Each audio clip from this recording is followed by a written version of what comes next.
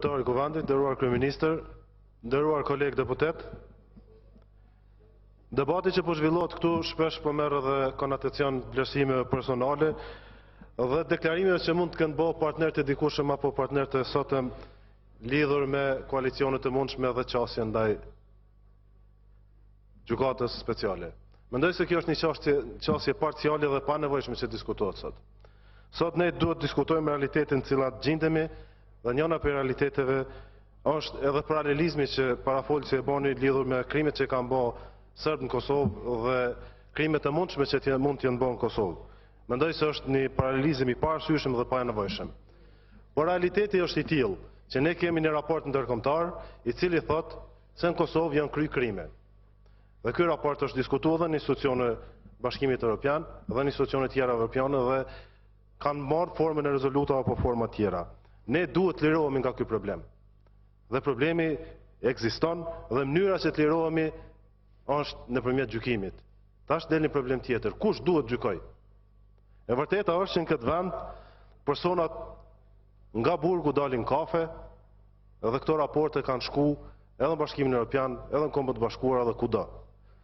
Ndoshta tu dash me inimu shokëve që janë në burg, e kemi dëmtu Kosovën dhe sot detyrohemi që të hapim, të formojmë një gjykatë jashtë vendit dhe ky është realitet cilin ne duhet ta pranojmë dhe ta diskutojmë. Sepse po nuk e pranuam realitetin, ne nuk do të arrijmë të përballohemi me ta. Dhe momentin që ne e përballojmë realitetin ose e pranojmë realitetin, vim në momente tjera.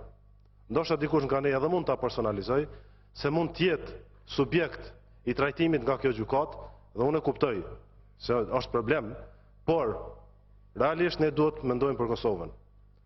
Cila është zgjidhja që ne mund të ofrojmë? Nuk kemi një zgjidhje tjetër. Disa po thonë që zgjidhja mund të jetë që ne të mohojmë formimin e një gjykate dhe ta formojnë kushdon. Apo disa tjerë thonë që ne e bëjmë gjykatën vetë sepse ne kemi politikë, kemi prokurori, kemi gjykata dhe ne funksionojmë vetë. Edhe kjo nuk është zgjidhje sepse e kemi vërtetuar që nuk mundem me bë. Dhe në fund, që ne të lirohemi nga ky problem, ne duhet të marrim përgjegjësi. Dhe përgjegjësia merret duke u përballuar me këtë realitet. Dhe ky realitet ka të bëjë me vendimin cilin Kuvendi i Kosovës e ka marrë mandatin e kaluar dhe tashmë me propozimet që kanë ardhur për ndryshimin e Kushtetutës së Kosovës dhe për gatitjen e sistemit për hapjen e kësaj gjykate. Ne nuk jemi në fazën e vendimit për votimin për gjykatën, ne jemi në fazën e analizës, interpelanca ka të bëjë me analizën që ka ndodhur deri sot.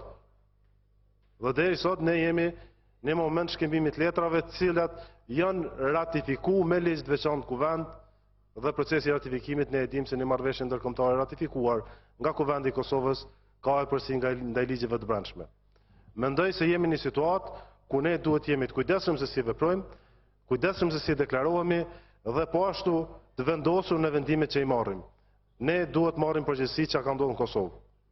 Normalisht që ne duhet kërkojmë përgjegjësi se çka ka bërë Serbia në Kosovë, por ne duhet marrim përgjegjësi se çka ka ndodhur në Kosovë nga njerëzit tanë ose të marrim përgjegjësi që njerëzit tanë të mbrohen dhe të jenë të dinjitetshëm përballë një situate. Nuk po flasim për përgjegjësi kolektive, po flasim për individ. Nëse këta individ kanë kry krime, ato krime cilat pretendohet janë krime monstruoze. Dhe ne duhet lirohemi nga këta individ dhe nga këto krime, edhe si individ, edhe si shtet. Prandaj ne duhet marrim përgjegjësinë dhe unë mendoj se ne kemi marrë përgjegjësinë në mandatin e kaluar dhe kjo përgjegjësi duhet vazhdoj dhe duhet një herë e mirë Kosova të çlirohet nga kjo mënyrë e vlerësimit edhe ndërkombëtarisht për krimet që kanë ndodhur sepse pretendimet janë të tmerrshme. Këto pretendime mund të anulohen vetëm nëpërmjet një procesi gjyqësor. Dhe ky proces gjyqësor që të jetë kredibil duhet të jetë ndërkombëtar. Dhe çka ka mujt me nxjerr Kosova është që ky proces ndërkombëtar duhet të funksionojë në bazë ligjeve të Kosovës dhe të organizohet diku jashtë. Ky është realiteti në cilin përballemi na. Na e dimë që Kosova është një proces, projekti i Kosovës është një proces i koordinuar ndërkombëtar dhe bashkë me bashkinë ndërkombëtare do t'ja arrijmë që dalim pa që bartë për këti procesi dhe të mos e patetizojmë se kush që ka thonë kur ka qenë në blok apo kush që ka thonë para një viti a 2 viteve. Kjo është realiteti cilin na përballemi dhe duhet ta trajtojmë me dinjitet. Faleminderit.